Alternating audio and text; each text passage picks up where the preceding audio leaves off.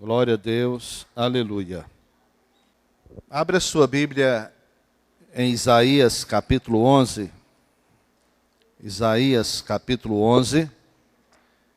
E deixa ela aberta. Nós vamos daqui um pouco ler esse texto maravilhoso.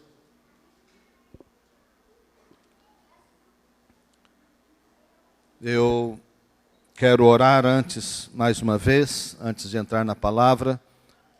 Peço a você que feche seus olhos mais uma vez. E ore comigo, diga assim: Pai Celeste, em nome de Jesus, quero pedir entendimento, graça e sabedoria. Ao ouvir a Tua palavra, que o Teu Espírito esteja me ensinando. Obrigado pelo privilégio de ouvi-la. Amém. Glória a Deus, aleluia. Eu dei um título a essa palavra de recomeçar sempre sem perder o propósito. Recomeçar sempre sem perder o propósito. Haja vista que nós estamos começando um ano, esse é o primeiro domingo do ano, e todo mundo está começando ou recomeçando. Você esteja preparado ou não, você tem feito planejamento ou não, você está recomeçando. E recomeçar sempre é uma necessidade. Recomeçar sempre é uma necessidade. Agora, manter o propósito é uma virtude. Amém? Então diga, recomeçar é sempre uma necessidade. Mas manter o propósito é uma virtude. Porque não basta recomeçar, é necessário que tenhamos propósito da nossa vida, e o propósito em linha com a vontade de Deus. A nossa vida, queridos, ela é cheia de ciclos, não é verdade? Nós estamos sempre recomeçando.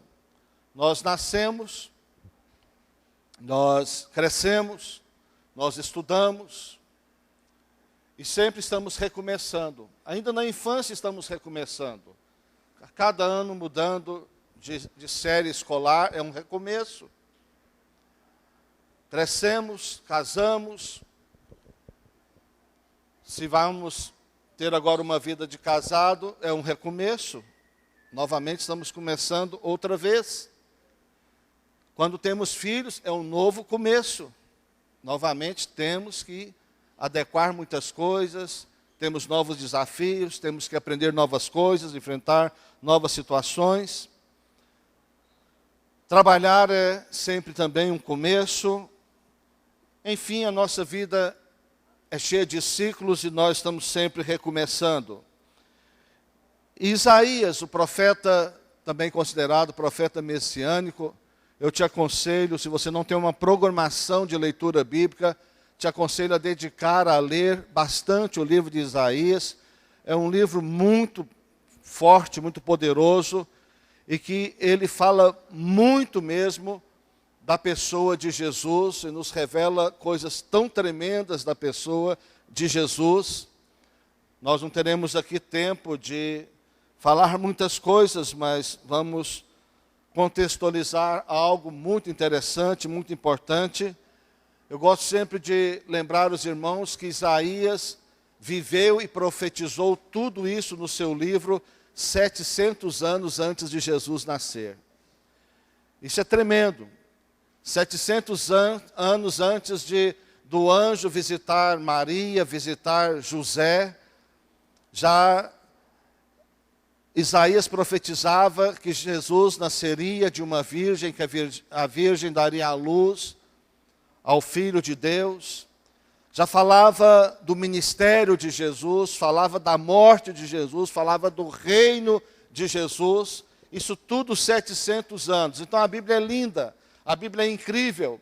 E o livro de Isaías é um livro muito tremendo.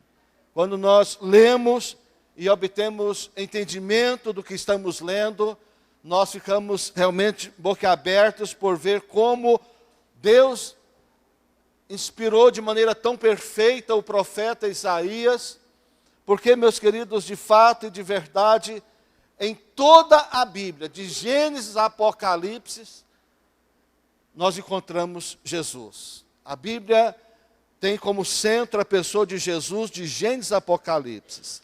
O que nos falta muitas vezes é a revelação. O que nos falta muitas vezes é o entendimento. Por isso precisamos sempre de ler, orar e ler. E pedir ao Espírito Santo que nos traga entendimento. E eu fico realmente muito encantado com o livro, claro, com toda a Bíblia, mas o livro de Isaías, muito mais ainda, porque ele define tão bem todos os aspectos da pessoa de Jesus. Então vamos ler Isaías, capítulo 11, do versículo 1 ao 10. Diz assim o texto bíblico: do tronco de Jessé sairá um rebento, e das suas raízes um renovo. Repousará sobre ele o Espírito do Senhor, o Espírito de sabedoria e de entendimento, o Espírito de conselho e de fortaleza, o Espírito de conhecimento e de temor do Senhor. Deleitar-se-á no temor do Senhor, não julgará segundo a vista dos seus olhos, nem repreenderá segundo o ouvir dos seus ouvidos, mas julgará com justiça os pobres e decidirá com equidade a favor dos mansos da terra. Ferirá a terra com a vara de sua boca e com o sopro dos seus lábios matará o perverso. Versículo 5. A justiça será o cinto dos seus lombos e a fidelidade o cinto dos seus rins. O lobo habitará com o cordeiro, e leopardo se deitará junto ao cabrito. O bezerro, o leão novo e o animal cevado andarão juntos, e um pequenino os guiará. A vaca e a ursa pastarão juntas, e as suas crias juntas se deitarão. O leão comerá palha com o boi.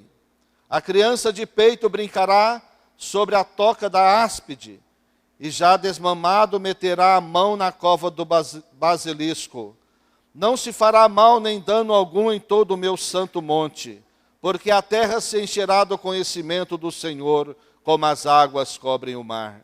Naquele dia recorrerão as nações à raiz de Jessé, que está posta por estandarte dos povos. A glória lhe será morada. Aleluia. Quem não está familiarizado com a Bíblia pode ler isso aqui muitas vezes e não entender nada. Mas à medida que nós vamos nos familiarizando com a Bíblia, nós passamos a nos encantar com os textos bíblicos e principalmente um texto profético como esse. O versículo 1: do trono de Jessé sairá um rebento e das suas raízes um renovo.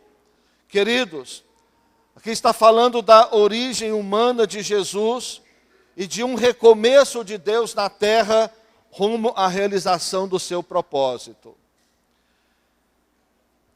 Jessé, tronco, raiz, está nos mostrando aqui uma situação que vivia Israel naquele momento, de muita dificuldade, de muitos problemas, mas que Deus suscitaria de uma família que estava correndo um risco naturalmente até de ser extinta, mas que apesar disso, Deus faria brotar, usando a linguagem de uma árvore, que essa árvore havia sido cortada, estava só o toco da árvore, mas essa árvore tinha raiz, e dessa raiz brotaria algo que floresceria, estava apontando para a pessoa do Senhor Jesus. Isso é tremendo. Jesus nasceria, Jesus viria de uma família, de uma nação, de um povo que estava em extrema dificuldade, mas que agora Deus mostrava, através do profeta Isaías, que algo nasceria. Esse algo seria o Messias, seria Jesus para trazer a solução. Então, queridos, o recomeço pode ser para nós a chave para o sucesso. Então, uma árvore frondosa, que foi cortada e de repente sai esse broto aparentemente frágil. Imagine você no toco de uma árvore. Sai um broto, parece tão frágil, insignificante. Qualquer golpe parece que pode destruir, mas só que Deus estava ali guardando e protegendo. E aquele broto se tornou uma grande árvore, um grande tronco forte. E a Bíblia diz que hoje todos nós somos enxertados nesta árvore. Todos nós somos enxertados nesse tronco que cresceu, que reviveu. Ali já profetizava também a ressurreição de Jesus, que morreria, mas a raiz do Senhor, a raiz do propósito de Deus, do plano de Deus, essa raiz não morre, queridos, não morre. Nós vivemos tempos em que a igreja, de certa forma, está fragilizada em quase todo o mundo. Mas a igreja sempre foi perseguida e o diabo sempre quis destruir a igreja, mas nunca conseguiu e nunca vai conseguir. Amém? Glória a Deus. Temos problemas, temos situações difíceis. A igreja é cheia de gente problemática, de gente complicada, mas é exatamente por causa de nós, problemáticos, complicados, que Jesus nasceu, brotou para ser para nós um tronco forte, onde nós possamos ser enxertados. Aleluia. Amém? Isso é maravilhoso, isso é tremendo, é poderoso, é glorioso. No versículo 2, versículo 1 fala da origem humana de Jesus, não é? Que ele nasceria então da raiz ali de Jessé, da família de Jessé, da família de Davi. Ele nasceria dali, coisa linda, tremenda. Mas no versículo 2 fala agora da origem celestial de Jesus. Jesus agora trazendo na sua encarnação o ministério com todas as virtudes e essência da Trindade. Jesus agora não só traz a essência humana, mas traz também a essência divina. Versículo 1 fala da humanidade, mas o versículo 2 fala da divindade do Senhor. Repousará sobre ele, olha as virtudes da Trindade, o Espírito do Senhor, o Espírito de sabedoria, de entendimento, o Espírito de conselho, o Espírito de fortaleza, o Espírito de conhecimento, o Espírito de temor do Senhor. Isso não é nada mais ou menos que a plenitude de Deus. Ele nasceria com toda a plenitude de Deus, teria toda a plenitude de Deus e desenvolveria o ministério em toda a plenitude de Deus aqui. Nós não podemos especificar cada função aqui do Espírito de Deus. Não são muitos espíritos, na verdade é o Espírito do Senhor, com virtudes, com qualidades, contribuições, para nós entendermos o quanto o Espírito do Senhor é perfeito e o quanto Ele pode fazer em nós e através de nós. O Espírito do Senhor é tudo isso e hoje Ele habita na igreja, aleluia. Hoje Ele habita em nós. Quem tem o Espírito do Senhor habitando em si? Amém? Glória a Deus. Se você tem o Espírito do Senhor, você tem também essas virtudes. Talvez você não as reconhece, talvez elas ainda não fluíram na sua vida, por algum fator ou outro, mas existe. Se você tem o Espírito, você tem essas virtudes do Espírito. E Jesus, no seu ministério, desenvolve todas elas maravilhosamente bem. Porque no versículo 1 e versículo 2, então, queridos, revelam a identidade de Jesus. A identidade de Jesus que era humana, mas também era divina. Jesus, ao mesmo tempo que na terra que era humano, Jesus também era divino. Por isso nós o adoramos, por isso nós o servimos. Isso diferencia Jesus de outros líderes, fundadores de religiões e etc. Porque ele, além de ter ressuscitado, ser o único que ressuscitou, também era o único possuidor de divindade. Amém? Nenhum outro é possuidor de divindade, só ele. Isso faz toda a diferença entre as demais figuras religiosas que nós temos no mundo todo. Então, isso é lindo, é tremendo. Versículo 3 mostra-nos as características ministeriais que Jesus desenvolveu e, por conseguinte, ele transferiu todas essas virtudes aos seus discípulos e à igreja também. Olha só, versículo 3: deleitar-se-á no temor do Senhor, não julgará segundo a vista dos seus olhos, nem repreenderá segundo o ouvir dos seus ouvidos. Deleitar-se no temor do Senhor. Que coisa linda! O que satisfez Jesus e o que deve nos satisfazer também é o temor ao Senhor. E às vezes nós não entendemos bem a palavra temor, mas o que o texto quer nos dizer é que o deleite de Jesus era em honrar e respeitar a vontade do Pai. Que a alegria de Jesus era honrar e respeitar a vontade do Pai. Assim também a nossa maior alegria deve ser honrar e respeitar a vontade do nosso Deus. Embora haja lutas, embora haja dificuldades, provações, tristezas, decepções, haja frustrações nos nossos convívios, nós devemos nos deleitar no temor do Senhor. Amém? As tristezas são inevitáveis, os problemas são inevitáveis, as frustrações muitas vezes virão, decepções sim, mas nós devemos nos deleitar na presença do Senhor e no temor do Senhor. Não obstante todas essas situações negativas, eu temo ao Senhor, e o meu deleite está nisso. Está nisso, o meu deleite não está em as pessoas me responderem, o meu deleite não está nas pessoas me honrarem, meu deleite está em eu honrar ao meu Senhor, em eu honrar ao meu Deus. É isso que me dá alegria. Por outro lado, se eu desonrá-lo, isso deve me trazer uma tristeza profunda e uma situação de alma horrível. Sabe, queridos, Deus nos deu ou nos formou com 3 níveis ou áreas de recursos muito poderosos. Deus nos formou em 3 níveis ou em 3 aspectos diferentes, em 3 áreas diferentes. Ele nos deu condições para resolvermos os nossos problemas, tomarmos as nossas decisões. Você está cansado de saber que Deus nos fez espírito, alma e corpo, não é verdade? Deus nos fez espírito, alma e corpo. Isso significa que Deus nos deu razão, que Deus nos deu emoção e que Deus nos deu também um aspecto espiritual sobrenatural que podemos chamar aqui de intuição. A verdade é o seguinte: nessas 3 áreas, nesses 3 níveis, nós devemos nós devemos estar atentos a essas 3 áreas da nossa vida quando tivermos um dilema na nossa vida. Um dilema seja no casamento, seja na igreja, seja no trabalho, seja no ministério.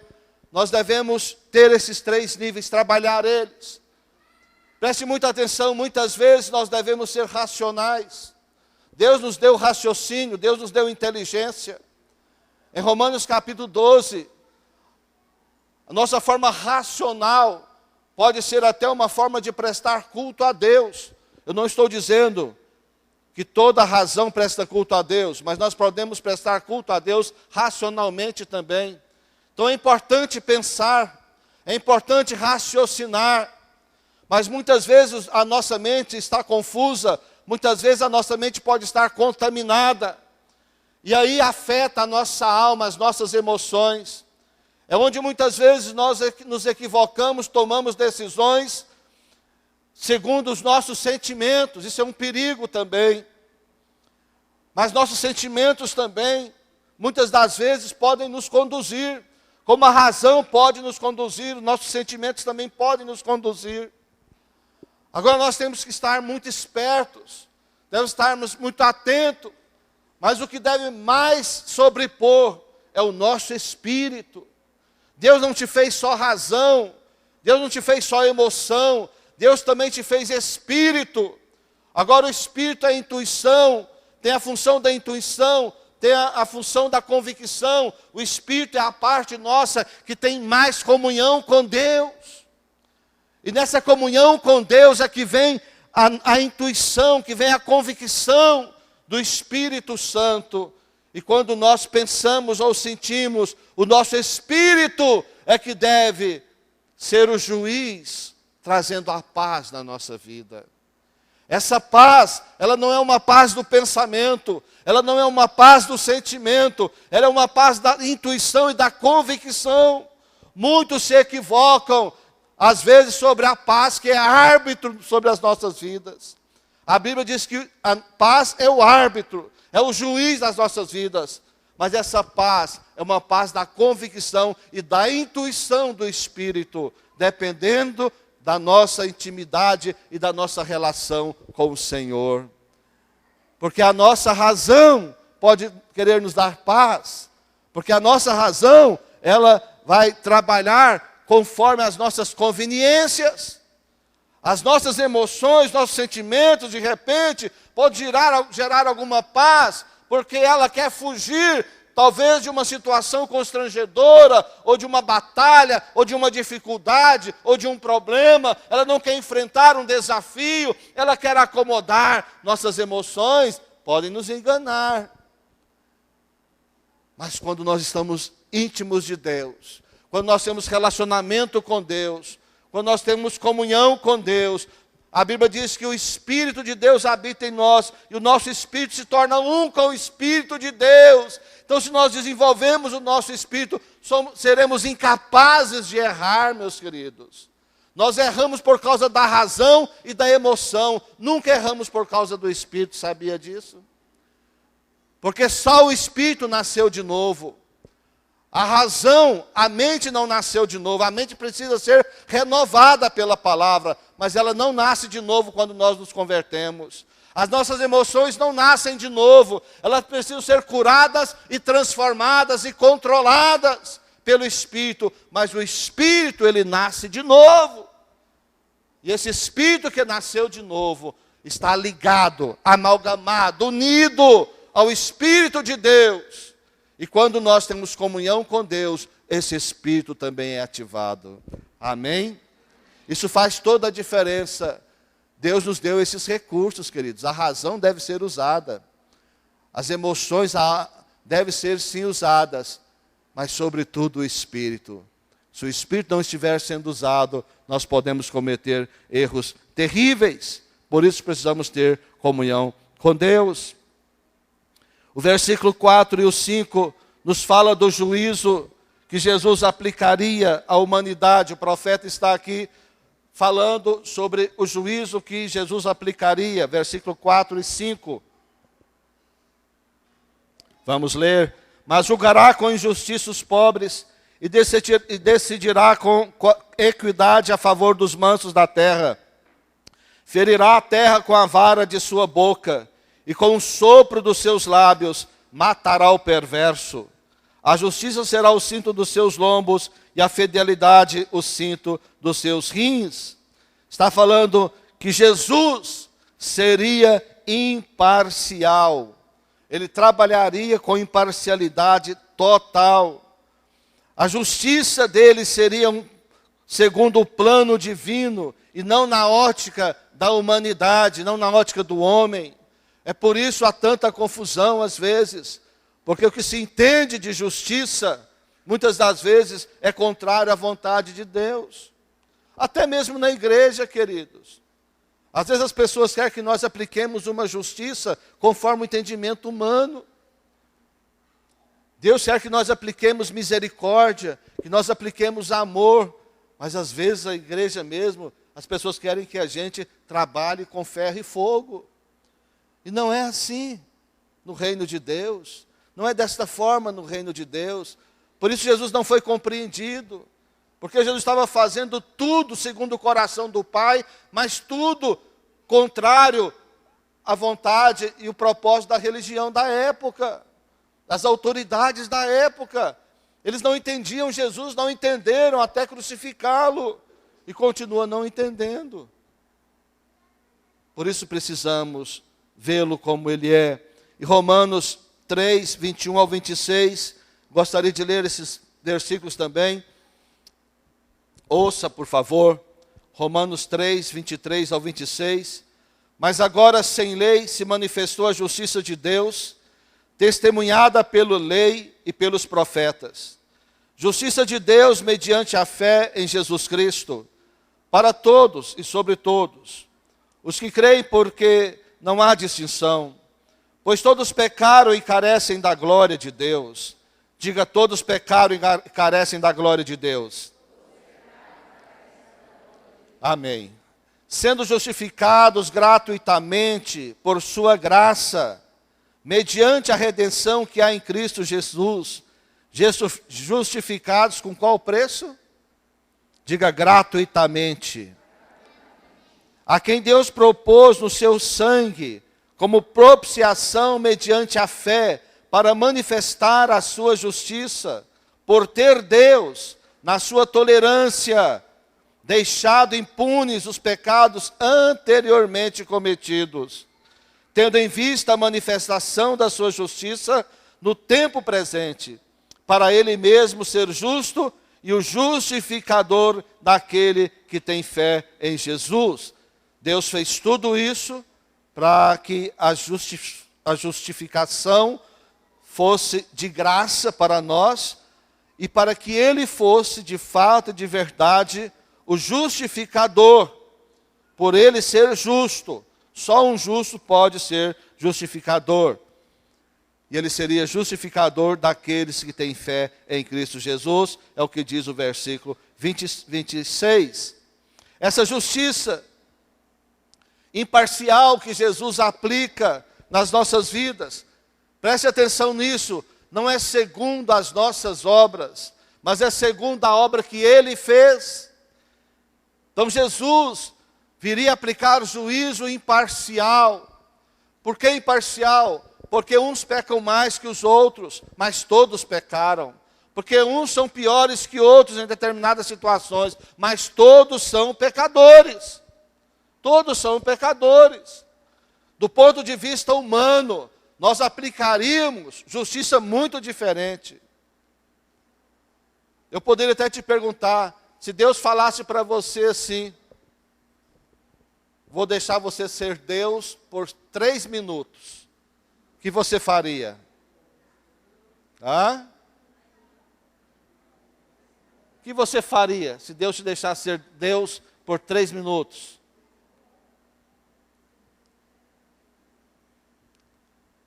Talvez você não lembraria de abençoar ninguém, mas se lembraria de destruir um montão de gente, sim ou não?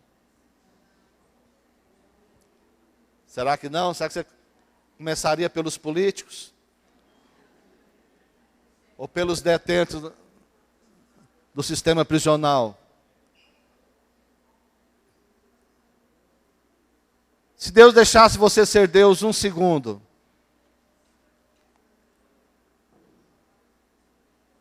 pois é, sabe de uma coisa? Jesus é Deus desde a eternidade. Sempre foi Deus.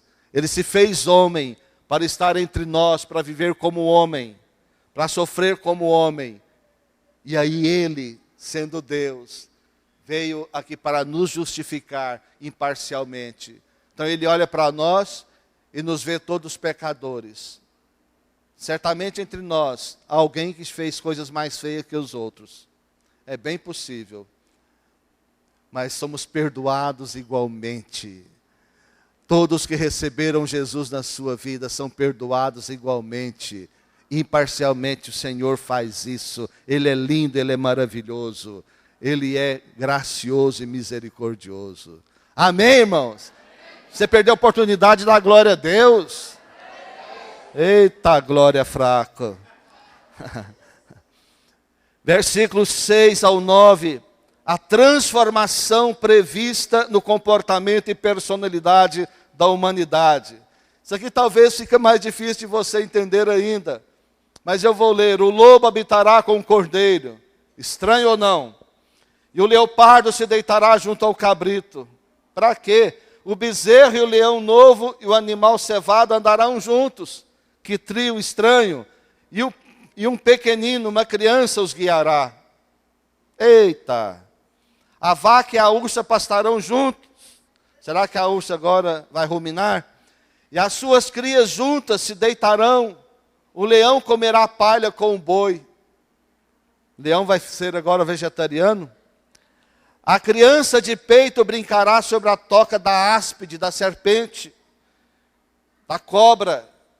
E o já desmamado, o menino desmamado, um pouquinho maior, meterá a mão na cova do basilisco, que é uma serpente mais perigosa, pior ainda. Versículo 9, não se fará mal nem dano algum em todo o meu santo monte, porque a terra se encherá do conhecimento do Senhor, como as águas cobrem o mar. Preste atenção, porque a terra se encherá do conhecimento do Senhor. Há divergências teológicas sobre esse contexto aqui, eu não vou nem entrar na briga, porque está uma briga que eu não compro, é a briga teológica, né? Mas há pelo menos duas situações aqui que nos ajudam a entender um pouco esse contexto. Você pode olhar aqui de forma simbólica ou de forma literal, e a que você decidir, se Deus não te falar diferente, tá bom assim. Entendeu? Certo? Tem coisas que nós não vamos entrar em acordo, que os teólogos não entram. Por que nós vamos entrar? Não é? Certo? Há situações que nós não entendemos, temos que ser francos, sim ou não? Não é? Então aqui a simbólica pode ser essa uma escola que entende que é simbólico, outra escola entende que é literal, a outros têm outras maneiras de compreender. Então eu vou dizer as duas para você saber disso. Agora isso aqui não vai interferir na sua salvação, não vai interferir no seu crescimento espiritual, só vai te dar um pouco mais de informação. Então a simbólica ou figurativa fala que aponta para a transformação da essência da criação e principalmente do ser humano. Então que nesse período aqui haverá um enchimento da glória de Deus, da presença de Deus na terra, e a criação terá um novo comportamento, principalmente o ser humano terá uma nova maneira de se comportar. A personalidade será mudada, o comportamento será mudado. Mas a outra, que defende a ideia literal, aponta para o reino de Cristo e para o reino milenar de Cristo. Né? Eu acho que eu sou adepto das duas. Eu gostaria de juntar as duas.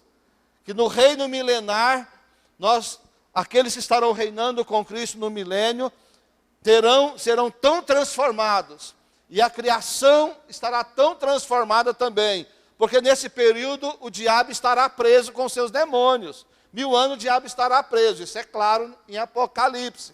Né? Então nesse período nós vamos ter essa transformação no nosso comportamento, toda a criação terá essa transformação, porque a terra toda estará cheia da presença de Deus. Amém? Então eu ajunto as duas, coloco no liquidificador e engulo. Amém? Agora você pode escolher o que você quer. Tá? Então só para título de informação, mas versículo 10 para concluir. Naquele dia recorrerão as nações à raiz de Jessé. Quem é a raiz de Jessé, irmãos? Jesus. Naqueles dias as nações recorrerão a Jesus, que está posta por estandarte dos povos. A glória lhe será a morada. Como disse, meus queridos, no início, toda a Bíblia aponta para Jesus. No mundo todas as coisas vão convergir para Jesus. E em nossa vida tudo também deve estar em linha com a vontade de Jesus. Deve nos levar para a presença de Jesus. Deve levar para dentro do propósito de Jesus. Por isso eu quero dizer para você, não desista, não desista. É tempo de recomeçar outra vez. De qualquer maneira você está recomeçando. Queira sim ou não, planeje ou não, você está começando. Mas não desista do casamento, não desista da igreja, não desista da célula, não desista do trabalho, não desista de Deus, não desista da vida, não desista de viver. Não desista de maneira alguma de nenhuma das coisas. E não desista do Brasil. Amém? Não desista do Brasil também, em nome de Jesus. Não olhe para as circunstâncias. Não olhe para as circunstâncias. Sabe por quê? Porque as circunstâncias são mais fortes que você. Mas olhe para Deus. Deus é mais forte que as circunstâncias. Isso fará a diferença na sua vida. Vou repetir. Não olhes para as circunstâncias, porque as circunstâncias são mais fortes que você. Mas olhe para Deus, porque Deus é mais forte do que qualquer circunstância. E certamente Ele te dará a vitória. Ele fará nascer, brotar, ainda que seja de um toco. Ele fez brotar Jesus. Por que não fará brotar o seu casamento? Por que não fará brotar a sua vida espiritual? Por que não fará brotar a sua vida financeira? Por que não fará brotar a sua vida emocional? Por que não fará brotar a sua vida espiritual? Ele fará brotar. Glória a Deus, aleluia. Glória a Jesus.